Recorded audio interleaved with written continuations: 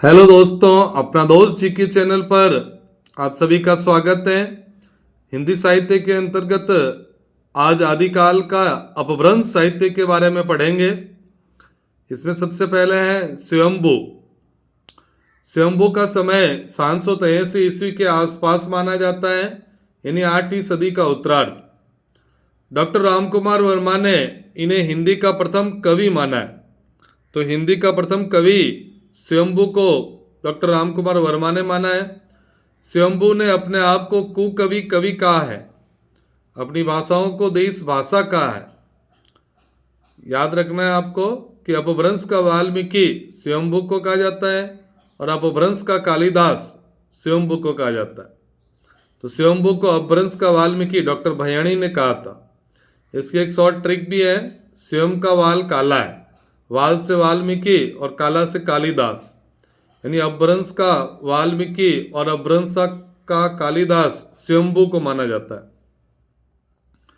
इन्हें अपभ्रंश का प्रथम महाकवि भी कहा जाता है। जैन परंपरा का प्रथम कवि भी स्वयंभू को माना जाता है।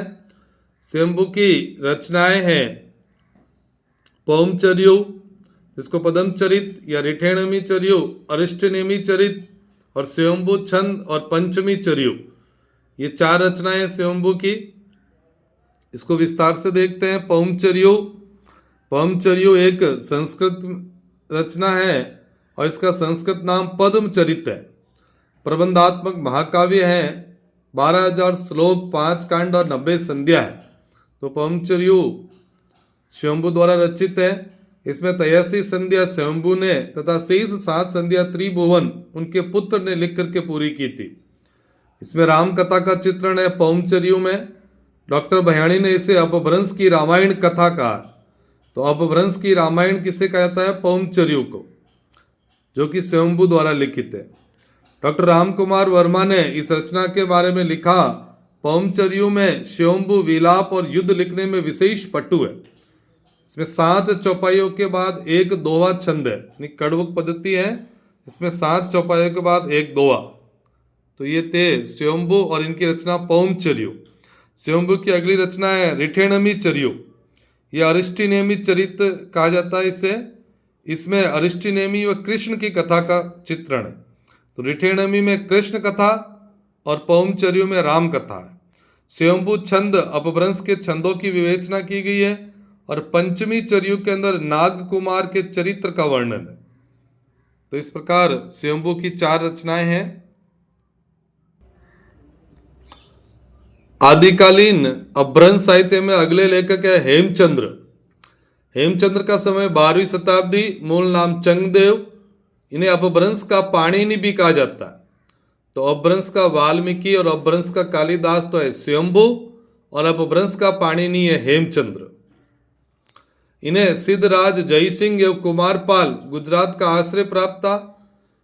हेमचंद्र की प्रमुख रचनाएं सिद्ध हेमचंद्र शब्दानुशासन, कुमारपाल चरित, देसी नाममाला कोश, छंदानुशासन, योग शास्त्र और प्राकृत व्याकरण है।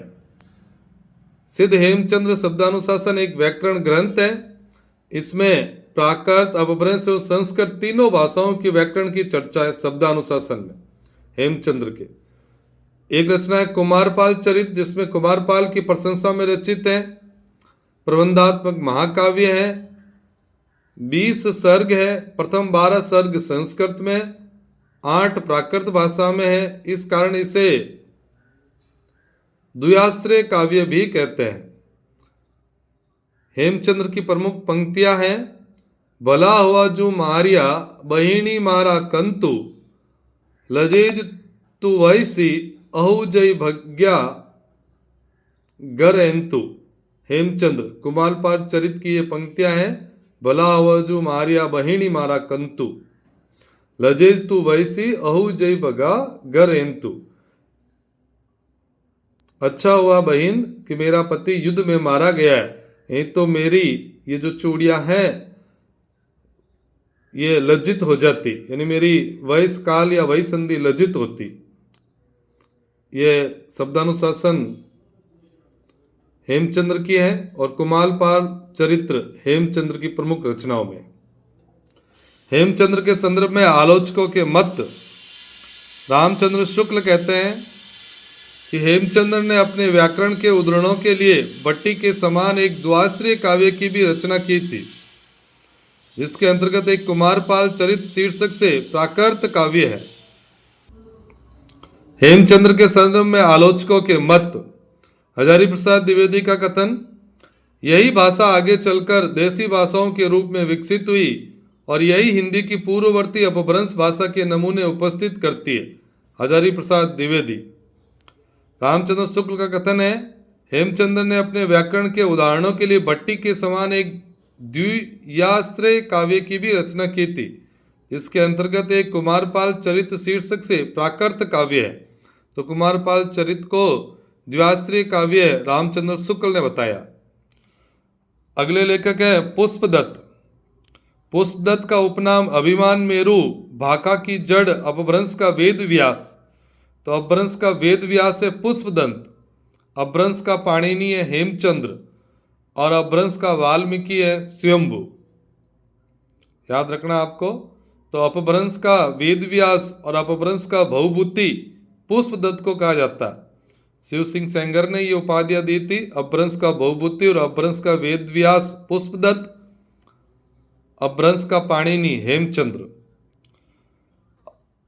पुष्पदत्त की रचनाएं हैं तिष्टि महापुरुष गुणालंकार यानी महापुराण, अणय कुमार चरियु जिसको नाग कुमार चरित कहते हैं, जसर चरियु यशोधर चरित के नाम से है और एक कोश ग्रंथ है। ये पुष्पदत्त की रचनाएं हैं। पुष्पदत्त के बारे में हजारी प्रसाद द्विवेदी ने कहा है कि पुष्पदत्त बहुत शक्ति संपन्न कवि थे, काव्य के सभी और अवयवों पर इनका पूर्ण अधिकार था। अगले लेखक है अपभ्रंश साहित्य के अंदर धनपाल। धनपाल की रचना है भविष्यत का। 10वीं शताब्दी के लेखक है धनपाल। भविष्यत का या भविष्यदत्त कथा वणिक पुत्र की कथाएं बहुविवाह के दुष्परिणामों का उल्लेख है। डॉक्टर विटरनिज ने इसे रोमांटिक महाकाव्य कहा है भविष्यत का को। अगले है राम सिंह। इनका समय है 11वीं सदी। इनकी प्रमुख रचना है पाहुड़ दोवा। तो पाहुड़ दोवा राम सिंह। जैन धर्म एवं गृहस्थ धर्मों का वर्णन, आचरण के विभिन्न नियम है पाहुड़ दोवा में। एक रचना है दोहा पाहुड़ महचंद मुनि की। दोहा पाहुड़ है महचंद मुनि और पाहुड़ दोहा राम सिंह। मेरुतुंग। मेरुतुंग की रचना है प्रबद्ध चिंतामणि। प्रबद्ध चिंतामणि का समय 1361 विक्रम संवत माना जाता है। मेरुतुंग की मुख्य भाषा संस्कृत है। इसमें अपभ्रंश के शब्द भी पर्याप्त मात्रा में है। मेरुतुंग में सिद्धराज जयसिंह, कुमारपाल व हेमचंद्र के चरित्र का वर्णन है। इसमें कुछ दोवे राजा भोज के चाचा मुंज के भी मिलता है। तो मेरुतुंग है प्रबंध चिंतामणि की। जोइंदु समय 6ठी सदी। जोइंदु की दो रचनाएं हैं परमात्म प्रकाश और योगसार। तो परमात्म प्रकाश और योगसार जोइंदु की रचनाएं हैं। कुछ आदिकाल की अन्य रचनाएं और रचनाकार पढ़ते हैं। जयचंद प्रकाश भटकेदार और जय मयंक जस चंद्रिका मधुकर कवि। तो जयचंद प्रकाश भटकेदार है, जय मयंक आता है तो मधुकर कवि, जय मयंक जस चंद्रिका मधुकर। इन दोनों ही रचनाओं में कनौज के शासक जयचंद के चरित्र का वर्णन है। ये दोनों ही रचनाएं वर्तमान में उपलब्ध नहीं है। कौन सी? जयचंद प्रकाश और जय मयंक जस चंद्रिका, ये उपलब्ध नहीं है। लेकिन इन दोनों का उल्लेख दयालदास द्वारा रचित राठौड़ारी ख्यात में मिलता है। महत्वपूर्ण प्रश्न बनता है कि दयालदास द्वारा रचित राठौड़ारी ख्यात में किन रचनाओं का उल्लेख है? जयचंद प्रकाश और जय मयंक जस चंद्रिका। अगली रचना है प्राकृत प्रकाश वर रुचि की।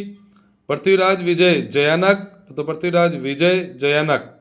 कौल्यमाला उद्योतन सूरी। भावना संधि प्रकरण जयदेव मुनि। संयम मंजरी महेश्वर सूरी।